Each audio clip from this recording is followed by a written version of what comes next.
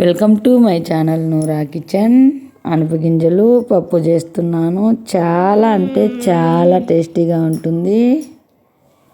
Rice లేకైనా, white rice లేకైనా, రోటీ లేకైనా చాలా బాగుంటుంది. సంగటి లేకైనా ఈ పప్పు తయారీ విధానం చూద్దాం. శుభ్రంగా అనపగింజలు కడుక్కొని కుక్కర్లో నీళ్లు వేసి అనపగింజలు కడిగి పెట్టుకొని ఇలా కుక్కర్లో వేసుకోవాలి. పచ్చిమిరపకాయలు వేసుకోవాలి. మీడియం సైజుగా తరిగిన టమోటా ముక్కలు వేసుకోవాలి. చింతపండు వేసుకోవాలి. కల్లుప్పు రుచికి సరిపడా వేసుకోవాలి. చూడండి ఇలా వేసుకోవాలి. పసుపు వేసుకోవాలి. 2 టేబుల్ స్పూన్లు పసుపు. కుక్కర్ మూత పెట్టుకొని 5 విజిల్ల తర్వాత ఆవిరిపోయాక ఇలా తీసుకోవాలి. కుక్కర్ మూత తీసి చూడండి చక్కగా ఉడికిపోయాయి. రసం అయితే సపరేట్ చేయాలి. కొన్ని అనపగింజలు తీసి పక్కన పెట్టుకోవాలి. ఇలా మెత్తగా రుద్దుకోవాలి అనపగింజల పప్పును. చూడండి ఇలా మెదిగిపోవాలి.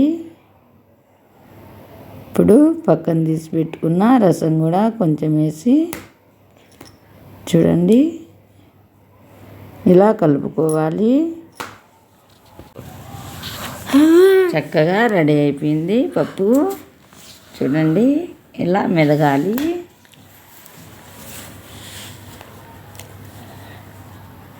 పెనం పెట్టుకొని ఆయిల్ వేసుకోవాలి. మంట హై ఫ్లేమ్లో పెట్టుకోవాలి. ఆయిల్ బాగా హీట్ అయ్యాక తరువాత గింజలు, కరివేపాకు, కొత్తిమీర, ఎర్రగడ్డ, తెల్లగడ్డ ముక్కలు వేసుకోవాలి. తెల్లగడ్డ కచ్చాపచ్చాగా దంచి వేసుకోవాలి. కలర్ చేంజ్ అయ్యేలా ఈ తరువాత బాగా వేగాలి.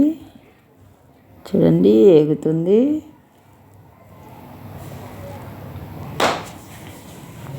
మంచి స్మెల్ వస్తుంది. ఇలా వేయించుకోవాలి. తెల్లగడ్డ ఫ్లేవర్, కొత్తిమీర ఫ్లేవర్ చాలా బాగుంది. చూడండి ఇలా వేగాలి. లైట్గా కలర్ చేంజ్ అయ్యాయి. కాస్త వేగాలి.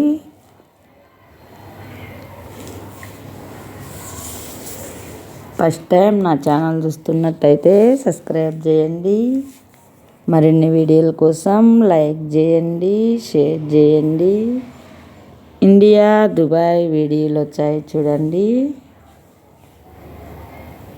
ఇలా ఎంచుకోవాలి. ఇప్పుడు ముందుగా తీసి పెట్టిన అనపగింజలు తీసుకొని ఇలా పప్పులో వేసుకొని తరువాతలో వేయించి పప్పు వేసేయాలి.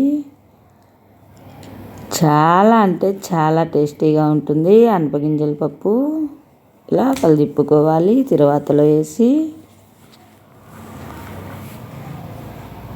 చూడండి చక్కగా రెడీ అయింది పప్పు.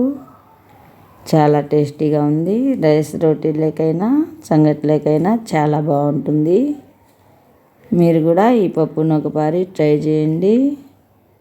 వీడియో నచ్చితే లైక్ చేయండి, షేర్ చేయండి, సబ్స్క్రైబ్ చేయండి. ఇండియా, దుబాయ్ వీడియోలు చూడండి.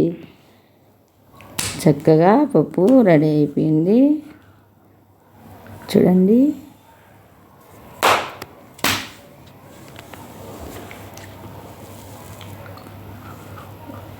మంచి స్మెల్ వస్తుంది. చాలా టేస్టీగా ఉంది.